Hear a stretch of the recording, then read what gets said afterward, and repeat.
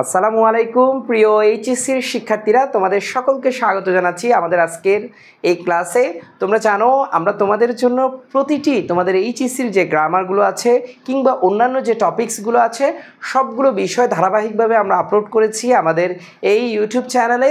তোমরা যারা নতুন তোমরা অবশ্যই সাবস্ক্রাইব করে দিবে এবং আমাদের সাথে থেকে তোমাদের এইচএসসির প্রস্তুতি 100% নিশ্চিত করবে। আজকে আমরা মূলত তোমাদের জন্য কমপ্লিটিং সেন্টেন্স তোমাদের এইচএসসির একটি গ্রামার আমরা আলোচনা করব ধারাবাহিক সিরিজের। আজকে আমরা প্রথম ক্লাস নিয়ে আমরা মূলত আলোচনা করব, মূলত ধারণা দিব তোমাদেরকে। দেখো আমরা প্রশ্নে যে বিষয়টা দেখতে পাচ্ছি বা হেডলাইনে যে বিষয়টা দেখতে পাচ্ছি কমপ্লিটিং সেন্টেন্স, তার মানে তুমি বুঝতে পারছো একটা সেন্টেন্স থাকবে যেই সেন্টেন্সটা কমপ্লিট থাকবে না, অর্থাৎ সেন্টেন্সটা কিছু অংশ দেওয়া থাকবে, বাকি অংশ তোমাকে পূর্ণ করতে হবে, অর্থাৎ তোমাকে লিখতে হবে বা শেষ করতে হবে। এটার নামে কমপ্লিটিং সেন্টেন্স। পরীক্ষার প্রশ্নগুলো কিভাবে আসে চলো আমরা একবার দেখে নিই। আমরা এই জায়গাটায় দেখতে পাচ্ছি এখানে লেখা আছে, এটা একটা বোর্ড প্রশ্ন আমি যতটুকু জানি। আমরা একটু দেখি, trees are essential for our existence, একটা লাইন দেওয়া আছে, এরপর লেখা আছে সো, অর্থাৎ এই যে গাছ নিয়ে একটা তথ্য দিয়েছে, এখন বলছে সুতরাং, তার মানে গাছ নিয়ে তোমাকে আরেকটা কিছু বলতে হবে, ঠিক আছে, বাক্যের সাথে সামঞ্জস্য রেখে। তারপর এখানে বলা হচ্ছে the rats are now thinking who will tie the bell on cat, finally they realize it is easy to say. এই যে বাকি অংশটুকু এখনও এই জায়গায় খালি আছে, ওই অংশ লিখে তোমাকে বাক্যের পরিপূর্ণতা তোমাকে দিতে হবে। তো আমরা আশা করি কিছুটা বুঝছি প্রশ্নগুলো কিভাবে আসে। আমরা মূল আলোচনায় চলে যাই কথা না বাড়িয়ে। কমপ্লিটিং সেন্টেন্স আসলে তুমি ওই বাক্যের মধ্যে কিছু কি ওয়ার্ড বা কি ফ্রেজ বা এক্সপ্রেশন তুমি খুঁজে নেওয়ার চেষ্টা করবে, যে এক্সপ্রেশন বা ফ্রেজগুলো দেখে বা ওয়ার্ডগুলো দেখে তুমি নিশ্চিত হয়ে যাবা এই সেন্টেন্সটা তুমি মেক করতে হলে কীভাবে মেক করতে হবে, কিংবা ইংলিশ গ্রামার অনুযায়ী এটার স্ট্রাকচারটা কেমন হয়, এই কিওয়ার্ডগুলো কী ধরনের কিওয়ার্ডগুলো আসে এই এইচএসসি পরীক্ষায়, আমরা সেগুলো একবার দেখে নেই। চলো আমরা প্রথমে দেখতে পাচ্ছি এই জায়গায় আমরা দেখতে পাচ্ছি ইফ, এই শব্দটা থেকে একটা কিওয়ার্ড, এটা দেখে আমরা বুঝতে পারবো এটা একটা কমপ্লেক্স সেন্টেন্স, এবং ইফ দিয়ে যদি বাক্য আসে এটা একটা শর্তমূলক বাক্য। এই ধরনের কিছু ওয়ার্ড আছে, আমরা একটু পড়ে যাই, পরে আমরা যখন বিস্তারিত আলোচনা করব তুমি জানতে পারবে। ইফ থেকে প্রতি বছর একবার এইচএসসি প্রশ্ন থাকে সকল বোর্ডে, সো ডট ডট দ্যাট, এখান থেকেও প্রতি বছর প্রশ্ন আমরা দেখতে পাই। সো দ্যাট বা ইন অর্ডার দ্যাট, এই জায়গা থেকেও আমরা প্রশ্ন লক্ষ্য করি। ভাইয়া বলা হচ্ছে two plus adjective plus TO2, প্রথমটা কিন্তু TOO2, ঠিক আছে। এখান থেকেও প্রশ্ন আসে, সিন্স এস থেকেও প্রশ্ন আসে। ভাইয়া আমরা মূলত যেই বিষয়গুলো এখানে রেখেছি প্রত্যেকটা বিষয় থেকে মূলত প্রশ্ন আসে বলে আমরা এখানে রেখেছি আলোচনায়। অ্যাজ ইফ, অ্যাজ দো থেকেও প্রশ্ন দেখি, no sooner had, scarcely had বা হার্ডলি হেড, তিনটা প্রায় অলমোস্ট সেম মিনিং, তাই আমরা একসাথে রেখেছি। ইট ইজ টাইম বা it is high time, unless, last, until, till, as long as. ভাইয়া এখানে কিছু আমরা ওয়ার্ড দেখতে পাচ্ছি, দেখো by, without object to, relate to, you mind, could you avoid, with a view to, কিংবা look forward to, be use to, get use to, এগুলো তোমাদের খুবই পরিচিত কিছু শব্দ। আমরা যখন আলোচনা করব তোমরা পরবর্তীতে একেবারে বিস্তারিত জানতে পারবে। দেখো এখানে দেখতে পাচ্ছি I wish, I fancy, would that, আবার দেখতে পাচ্ছি as soon as, though, although, because, in spite of বা ডিসপাইট। চলো আমরা একটু আলোচনায় চলে যাই। আমরা প্রথমত যেই বিষয়টা আলোচনা করব আজকে কন্ডিশনাল সেন্টেন্স। ভাই আজকে আমরা কন্ডিশনাল সেন্টেন্স মানে তুমি বুঝে গেছো, আমাদের একবারে প্রথমে যে শব্দটি ছিল অর্থাৎ ইফ, একটা সেন্টেন্স যদি ইফ যুক্ত হয় তাহলে আমরা এই সেন্টেন্সটা কিভাবে কমপ্লিট করব এই বিষয়গুলো আমরা জানবো। অর্থাৎ কন্ডিশনাল সেন্টেন্স যদি বলা হয় তার মানে আমরা বুঝবো ওখানে একটা ইফ আছে, এবং ইফ মানে যদি, এবং এই বাক্যগুলো কিভাবে আসে এবং এই বাক্যের স্ট্রাকচার কেমন হয়, এই কন্ডিশনাল সেন্টেন্স কয় প্রকার, আমরা সব কিছু আজকে জানবো। কথা না বাড়িয়ে চলো মূল আলোচনায়। ভাইয়া কন্ডিশনাল সেন্টেন্স তুমি লাইনটি দেখেই তুমি বুঝতে পারছো ভাইয়া এটার মানে হলো শর্তযুক্ত বাক্য বা শর্তযুক্ত তুমি বাক্য বলতে পারো, অর্থাৎ যেই বাক্যে শর্ত থাকে। ভাইয়া একটু বুঝাই বলেন কেমন শর্ত? আমি বলতে পারি না যদি তুমি রেগুলার পড়াশোনা করো, নিয়মিত পড়াশোনা করো, তুমি ভালো ফলাফল করবে। এই যে আমি একটা শর্ত দিয়েছি, তুমি ভালো ফলাফল করতে হলে তোমাকে নিয়মিত পড়াশোনা করতে হবে। তাহলে যদি তুমি নিয়মিত পড়াশোনা করো, এই যে যদি দিয়ে বাক্য শুরু করলাম, অর্থাৎ ইফ ওয়ার্ডটা ইউজ করে আমরা এই সেন্টেন্সটাকে তৈরি করার চেষ্টা করেছি। তার মানে এখানে আমরা একটা শর্ত দিয়েছি, এই শর্ত মানেই ইফ আসবে। এবং এই শর্তমূলক বাক্যগুলো আমরা জানি সাধারণত 4 ধরনের হয়। কয় ধরনের? 4 ধরনের। আজকে থেকে মনে রাখবা, আমাদের মধ্যে একটা কনসেপ্ট ভুল আছে, আমরা অনেকেই মনে করি কন্ডিশনাল সেন্টেন্স 3 প্রকার, কিন্তু বাট আজকে থেকে তুমি জেনে রাখো কন্ডিশনাল সেন্টেন্স কয় প্রকার? 4 প্রকার। এই কন্ডিশনাল সেন্টেন্স 4 প্রকার কি কি?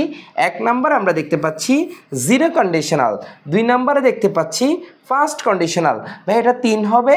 3 নাম্বার আমরা দেখতে পাচ্ছি সেকেন্ড কন্ডিশনাল, আর এটা 4 নাম্বার। 4 নাম্বারে আমরা দেখতে পাচ্ছি থার্ড কন্ডিশনাল। ভাইয়া তাহলে কন্ডিশনাল কয়টা? আমার মুখে মুখে একবার তোমরা বলো। তোমরা যেহেতু লাইভে অথবা রেকর্ডে ক্লাসটা দেখতে পাচ্ছ, মনে মনে বলো ভাইয়া zero conditional, first conditional, second conditional, third conditional, অর্থাৎ 4টা কন্ডিশনাল। ভাইয়া এই 4টা কন্ডিশনালকে আমি 2টো অংশে বিভক্ত করে রেখেছি। তোমরা দেখতে পাচ্ছ আমি ফার্স্ট এবং জিরো কন্ডিশনালকে বলছি রিয়েল কন্ডিশন, এবং সেকেন্ড আর থার্ড কন্ডিশনকে বলছি আনরিয়েল কন্ডিশন। ভাইয়া এই জিনিসটা তো বুঝলাম না, আপনি বললেন কন্ডিশনাল 4 প্রকার, এখন আবার রিয়েল আনরিয়েল বলছেন কেন? ভাইয়া এই 4 প্রকারের মধ্যে 2টো কন্ডিশন আছে, এগুলো বাস্তবসম্মত শর্ত, আর 2টো কন্ডিশন আছে এগুলো অবাস্তব। যেমন একটু উদাহরণ দিয়ে বোঝান না। এই যদি আমি উদাহরণ দিয়ে বুঝাই তোমাকে একেবারে সহজে, আমি বলতে পারি যদি তুমি গতকাল আসতে আমি ঠিকই কাজটা করতাম। আচ্ছা, এটা কি আসলে আর কখনো পসিবল? ও কি গতকাল আর আসবে? গতকাল তো চলে গেছে, ঘটনাটা তো শেষ। তার মানে গতকালও আমরা পেছনের দিকে ফিরে যাওয়ার সুযোগ নেই, পাশাপাশি ও গতকাল আর আসারও সুযোগ নেই। তাহলে এই যে শর্তটা ইউজ করলো, এটা কখনো রিয়েল হবে না, এটা সবসময় আনরিয়েল। যদি প্রশ্নটা এভাবে আসতো, যদি তুমি নিয়মিত পড়াশোনা করো তাহলে তুমি ভালো ফলাফল করবে, অর্থাৎ সে এখন নিয়মিত পড়াশোনা করছে না, বাট সামনে তো করতে পারে, এখন তো করতে পারে, তাহলে সেক্ষেত্রে তার ওই ফলাফলটা আসার সম্ভাবনা থাকবে। তার মানে এই শর্তটা রিয়েল, অর্থাৎ সেটা বাস্তব হতেও পারে, নাও হতে পারে, বাট একটা সম্ভাবনা আছে। বাট এই জায়গায় যেগুলো আনরিয়েল, এগুলো কখনোই ভাইয়া বাস্তব হবে না, অবাস্তবে থেকে যাবে। ভাইয়া এই সেন্টেন্স যদি আসে আমি কিভাবে করব? আমি তোমাদেরকে রিয়েল কন্ডিশন আগে 2টো আলোচনা করব, একটা ফার্স্ট কন্ডিশন আর একটা জিরো কন্ডিশন। এই স্ট্রাকচারগুলোরই আমি আলোচনা করব। এখানে 4টা স্ট্রাকচার দেওয়া আছে, 1টা 2টা 3টা 4টা। ভাইয়া তাহলে এটা কি? এটাও 4 নাম্বার ধরে রাখো, ঠিক আছে? এই 2টো মিলে একটা, একটু পরে বলছি। আমরা আগে 1 এবং 2 নিয়ে মূলত আলোচনা করব। ভাইয়া ইফযুক্ত বাক্যগুলো একটু আমরা ইন ডিটেলসে পড়ানোর চেষ্টা করছি। ইফযুক্ত বাক্যগুলো কমপ্লেক্স সেন্টেন্স হবে। কমপ্লেক্স সেন্টেন্স, ভাই কমপ্লেক্স সেন্টেন্স কি ভাইয়া? কমপ্লেক্স সেন্টেন্স যেখানে 2টা ক্লজ থাকবে। কয়টা ক্লজ? 2টা ক্লজ। একটা থাকবে প্রিন্সিপাল ক্লজ। ভাইয়া 2টাগুলো কি কি একটু বলে দেন না। একটা প্রিন্সিপাল ক্লজ, প্রিন্সিপাল ক্লজ মানে মূল ক্লজ যেটাকে আমরা বলি, ঠিক আছে? আরেকটা হলো subordinate clause, subordinate clause, subordinate clause. তার মানে আমার সাথে সাথে তোমরা একবার আলোচনা করো ভাইয়া, ইফযুক্ত যে সেন্টেন্সগুলো হয় এগুলো কমপ্লেক্স সেন্টেন্স হয়। কমপ্লেক্স সেন্টেন্স কি ভাইয়া? যেই সেন্টেন্সে 2টা ক্লজ থাকবে। ভাইয়া 2টা ক্লজ কি কি থাকবে? একটা প্রিন্সিপাল ক্লজ, একটা সাবঅর্ডিনেট ক্লজ। ভাইয়া আমি তো ক্লজ বুঝি না, এইটুকু আপাতত জেনে রাখো। একটা সাবজেক্ট আর একটা ফাইনাইট ভার্ব মিলে একটা ক্লজ হয়, এবং প্রিন্সিপাল ক্লজ মানে ও স্বাধীন, একা বসতে পারে। আর সাবঅর্ডিনেট মানে কিছু ক্লজ মার্কার নিয়ে বসে, যেমন ইফ, দো, অল দো, এই শব্দগুলো মিলে যে ক্লজটা তৈরি হয় তাকে আমরা সাবঅর্ডিনেট ক্লজ বলি। তাইলে আমি এই জায়গায়ও দেখতে পাচ্ছি 2টা ক্লজ আমি এভাবে ভাগ করে দিলাম। দেখো এখানে সুন্দর করে কমা দেওয়া আছে, আমি এভাবে ভাগ করে দিলাম। দেখো এই যে ক্লজটা, এই ক্লজটার সাথে কিন্তু ভাইয়া ইফ যুক্ত আছে, তাহলে আমরা এটাকে বলবো সাবঅর্ডিনেট ক্লজ। আমি একটু ইন ডিটেলস পড়ছি, কারণ সামনে যত যাব তত আমরা সংক্ষেপে পড়ার চেষ্টা করব, কারণ এখন যেহেতু বেসিকগুলো বুঝে যাচ্ছি। একটু ডিটেলস পড়লে তুমি পরবর্তীতে রাইটিং পার্টগুলো লিখতেও তোমার অনেক বেশি সুবিধা হবে। তুমি ভাবতে পারো ভাইয়া একটু দ্রুত পড়া যায় না, দ্রুত পড়া যায় না। ভাইয়া দ্রুত পড়তে গিয়ে আজীবন তো পড়ছো, পড়েই তো একই জিনিস বারবার পড়তে হচ্ছে, একটু ডিটেলস পড়া যায় না কি? দেখো এই যে সাবঅর্ডিনেট ক্লজ, এই সাবঅর্ডিনেট ক্লজটা আমরা কেন বলছি? কারণ এটা প্রধান ক্লজ না। এই যে দেখো ইফ যুক্ত ক্লজ, কিন্তু ভাইয়া এটা হলো প্রিন্সিপাল ক্লজ, মানে স্বাধীন, ইন্ডিপেন্ডেন্টও বলা যায় এদেরকে, প্রিন্সিপাল ক্লজ। তাহলে ভাইয়া ক্লজ কয়টা পাইলাম? দুইটা। বলা হচ্ছে ইফ যুক্ত ক্লজটা যদি প্রেজেন্ট ইনডিফিনিটে থাকে তাহলে স্বাধীন ক্লজ মানে প্রিন্সিপাল ক্লজটাও প্রেজেন্ট ইনডিফিনিটে থাকবে। আমার সাথে সাথে তোমরা একবার রিপিট করো ভাইয়া, মনে মনে একবার বলো ভাইয়া, জিরো কন্ডিশনে ইফ যুক্ত সেন্টেন্সটা যদি প্রেজেন্ট ইনডিফিনিটে থাকে ভাইয়া এই পাশের যে ক্লজটা আছে প্রিন্সিপাল ক্লজ সেটাও প্রেজেন্ট ইনডিফিনিটে থাকবে। বাট এই জায়গায় আমরা ফার্স্ট কন্ডিশনে দেখতে পাচ্ছি একইভাবে এটা সাবঅর্ডিনেট ক্লজ, এটা প্রিন্সিপাল ক্লজ। ভাই আমরা ফার্স্ট কন্ডিশনালে দেখতে পাচ্ছি ইফ যুক্ত সেন্টেন্সটা যদি প্রেজেন্ট ইনডিফিনিটে থাকে ভাইয়া ওই পাশে যে প্রিন্সিপাল ক্লজটা আছে সেটা কিন্তু আর প্রেজেন্ট ইনডিফিনিটে নাই। সেই জায়গার স্ট্রাকচারটা কেমন হয়? সাবজেক্ট হবে, উইল হবে, ক্যান হবে, মে হবে, ভার্বের বেস ফর্ম। ভাইয়া উইল ক্যান মে যে কোনো একটা বসাবা, বাক্যের সাথে সামঞ্জস্য রেখে যে কোনো একটা তুমি বসাবা। পারা অর্থে ক্যান বসাইতে পারো, হতে পারে এমন অর্থে মে বসাইতে পারো, আর ম্যাক্সিমাম ক্ষেত্রে আমরা উইল বসালে এটা একদম প্রপারলি হয়ে যায় আশা করি সেন্টেন্সটা। তাহলে আমাকে বলো তো ভাইয়া, আমরা একবার রিপিট করি ভাইয়া, zero condition first condition, zero condition first condition. Zero কন্ডিশনে দুই পাশের ক্লজটাই প্রেজেন্ট ইনডিফিনিট হয়। ফার্স্ট কন্ডিশনে ইফ যুক্ত ক্লজটা যদি প্রেজেন্ট ইনডিফিনিট হয় এবং এই পাশে হবে সাবজেক্ট, উইল, ক্যান, মে, ভার্বের বেস ফর্ম। তার মানে আশা করি বুঝতে পেরেছো। এইটুকু চাইলে স্ক্রিনশট নিয়ে রাখতে পারো। আমি এই মুহূর্তে এই জিনিসটা মুছে দিয়ে আরেকটা জিনিস তোমাদেরকে বোঝানোর চেষ্টা করব ভাইয়া। দেখো তো ভাইয়া এই জায়গাটা একটু লক্ষ্য করো তো, প্রশ্নে এইটুকু দেওয়া আছে, এই জায়গায় খালি, এই জায়গায় খালি, প্রশ্নে এইটুকু দেওয়া আছে, প্রশ্নে কখনো এই কথাটা লেখা থাকবে না। প্রশ্নে দেওয়া আছে ইফ প্লাস প্রেজেন্ট ইনডিফিনিট। এখন তুমি কিভাবে বুঝবে এটা কি জিরো কন্ডিশন নাকি ফার্স্ট কন্ডিশন? এটার মধ্যে একটা কনফিউশন তৈরি হয় ভাইয়া। এখন তুমি কিভাবে বুঝবে এটা কি জিরো কন্ডিশন নাকি ফার্স্ট কন্ডিশন? মনে রাখবে জিরো কন্ডিশনাল সেন্টেন্সগুলো সবসময় তুমি চেনার কিছু উপায় আছে। এই উপায়গুলো আমি একটি একটি করে এই পাশে লিখছি। এক নম্বরে ভাইয়া আমি একটু বাংলায় লিখে দিই, তাহলে তোমাদের বাংলা দিয়ে বোঝালে সবচেয়ে সহজ হয়। যে কোনো জিনিস ইংরেজি করতেই তো কঠিন হয়ে গেছে, ঠিক আছে? এটাকে ভাষা মনে করে বাংলা দিয়ে বোঝাই। তোমরা তো আমাদের কাছে আসো এই জন্য একটু গুছিয়ে বলার জন্য আমরা, তাহলে তোমরা রিসিভ করতে অনেক বেশি তোমাদের সহজ হবে। ভাইয়া আমি কিছু জিনিস লিখছি, দেখো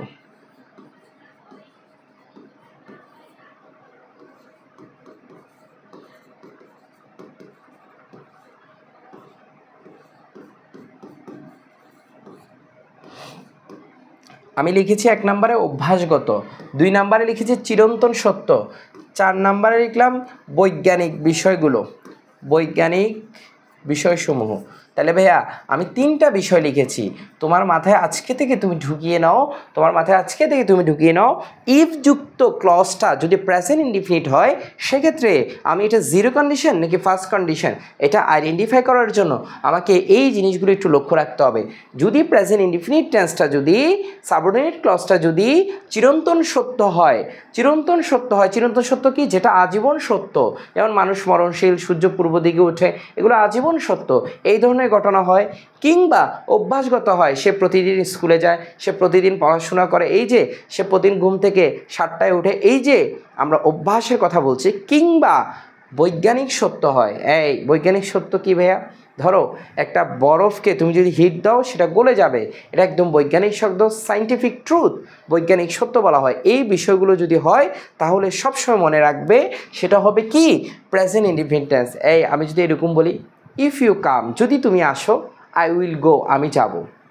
ইফ ইউ কাম, যদি তুমি আসো, ভাইয়া এই প্রেজেন্ট ইনডিফিনিটটা যদি তুমি আসো, এটা কি কখনো চিরন্তন সত্য?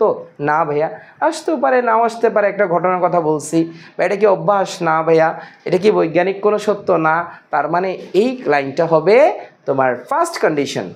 যদি আমি বলি যদি তুমি বরফকে কি দাও, হিট দাও, তাহলে বরফটা গলে যাবে, তাহলে এই বাক্যটা কিন্তু বৈজ্ঞানিক সত্য।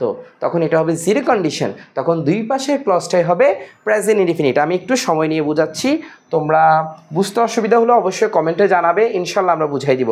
দেখো আমি জিরো এবং ফার্স্ট কন্ডিশনের এক্সাম্পলগুলো একটু দিয়ে দিই ভাইয়া। দেখো বলা হচ্ছে এই এতটুকু প্রশ্নে দেওয়া আছে, সাপোজ মনে করে এতটুকু প্রশ্নে দেওয়া আছে ভাইয়া ইফ যুক্ত clause, if you hit the ice, ভাইয়া এটা ভার্বের বেস ফর্মে আছে, তার মানে আমরা বুঝে গেছি এটা প্রেজেন্ট ইনডিফিনিট টেন্স। ভাইয়া এটা কোন টেন্স? Present indefinite tense. ভাইয়া যদি প্রেজেন্ট ইনডিফিনিট টেন্স হয় তাহলে সাবঅর্ডিনেট ক্লজ যদি প্রেজেন্ট ইনডিফিনিট হয় তাহলে জিরো কন্ডিশনও হইতে পারে, ফার্স্ট কন্ডিশনও হইতে পারে। বাট আমি দেখতে পাচ্ছি এখানে বলা হচ্ছে যদি তুমি কি করো, বরফকে হিট দাও, তার মানে বরফটা গলে যাবে। আমি এই লাইনটা লিখতে যাচ্ছি, তার মানে এটা একটা বৈজ্ঞানিক সত্য। তাহলে আমি এটাকে ফার্স্ট কন্ডিশনের স্ট্রাকচার ফেলবো না, অর্থাৎ ইট উইল, ক্যান, মে এগুলো লেখা যাবে না। আমি লিখবো কি প্রেজেন্ট ইনডিফিনিট। ভাই প্রেজেন্ট ইনডিফিনিট লিখেছি ভার্বের বেস ফর্ম, কিন্তু ভার্বের বেস ফর্মের সাথে অ্যাজ বা ইয়ার যুক্ত হয়েছে ইট ম্যাটার্স, কারণ ইটটা একটা third person singular number. Third person কি নাম্বার?